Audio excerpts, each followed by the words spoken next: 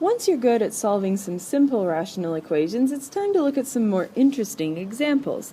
Notice in this example that I have more things in the denominators than I did previously. So on the right side, you see that not only do I have stuff in the denominator, but I can even factor it. So x squared minus 25 is going to factor, and that's a good place to start. That might make things a little bit easier. So when I rewrite this, and I suggest you do this too, I'm going to leave myself lots of space so that when I multiply by things and go to cancel out, I've got room to do it. So I have 3 divided by x plus 5 plus, leave some space, 2 divided by x minus 5 equals 4 divided by, now x squared minus 25 is a difference of squares, so it's going to factor to be x plus 5 times x minus 5. Now, I want to take care of everything. I want to get as much out of the denominator as I can. So I'm going to take my most complicated denominator, that's this one, and I'm going to multiply everything by it and just see what cancels. So I'm going to multiply x plus 5 and x minus 5 times the first term, x plus 5 and x minus 5 times the second term, and x plus 5 and x minus 5 times this term on the right. Now, in the first term, the x plus 5's will cancel. In the second term, the x minus 5's will cancel. And in the third term, the x plus 5's and the x minus 5's will cancel. Well, that's looking a lot better.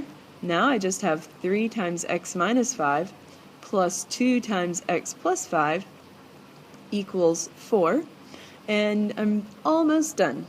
What I need to do now is distribute my 3 and distribute my 2, combine some like terms, and then simplify. So I'm not leaving you time to write down all of that. Once you get to this point, I want you to stop looking at the screen and try to do it yourself.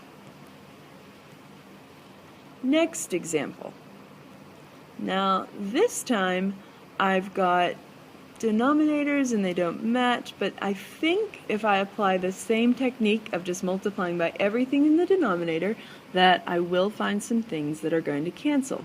So my denominators in this case are an x and an x plus 2.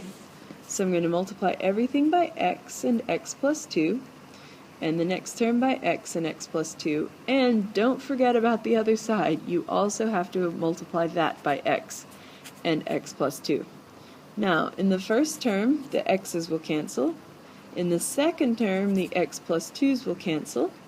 And let's clean it up a bit. So I have 15 times x plus 2 plus 9 x minus 7 times x, sorry, I wrote that on the other side, equals 9 times x plus 2.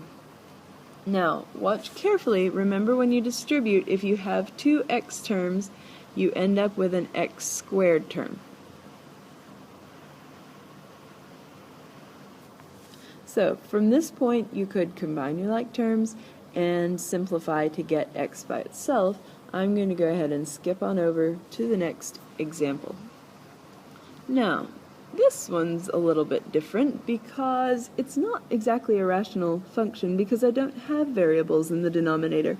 So really you could just, combine your like terms and solve this, but in my experience you guys don't like fractions, and you can apply this trick of multiplying by all your denominators to get rid of them to this equation as well. So this time my denominators are a 3 and a 5, so I'm going to multiply everything by 3 and 5, and 3 and 5, and 3 and 5, and don't forget the right side, 3 times 5. Now, in the first term, nothing cancels, and I now have 15x. In the second term, the 3's cancel, and I have 5x. And in the third term, the 5's cancel, and I have 3x equals this really large number.